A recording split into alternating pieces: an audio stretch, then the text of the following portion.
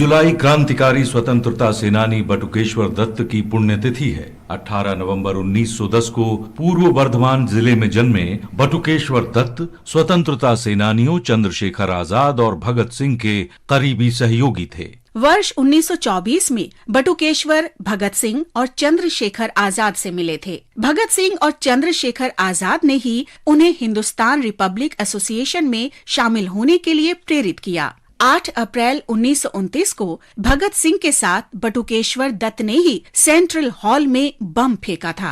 इन बहादुर कार्यकर्ताओं ने आत्मसमर्पण करने का फैसला किया ताकि अन्य लोगों को भारतीय स्वतंत्रता संग्राम में योगदान के लिए प्रेरित किया जा सके। जहां भगत सिंह को जॉन सॉन्डर्स की हत्या के लिए फांसी दे दी गई, वहीं बटुकेश्वर दत्त को आजीवन कारावास की सजा सुनाई गई और अंडमान की सेलुलर जेल भेज दिया गया। बटुकेश्वर दत्त को काला पानी के अन्य कैदियों की तरह क्रूर अत्याचारों का सामना करना पड़ा।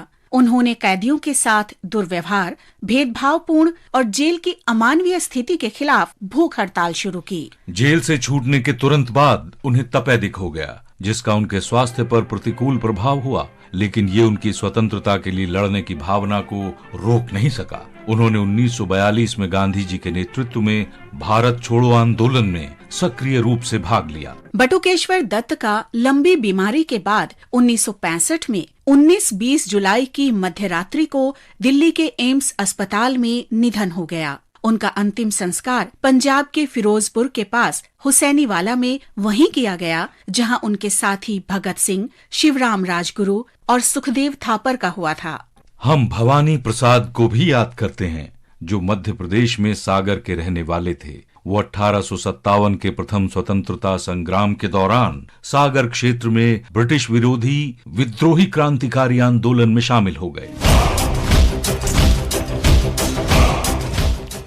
उन्होंने कई जगह ब्रिटिश ठिकानों पर हमले किए। अंततः ब्रिटिश सेना ने उन्हें पकड़ लिया और 20 जुलाई 1857 को फांसी पर चढ़ा दिया।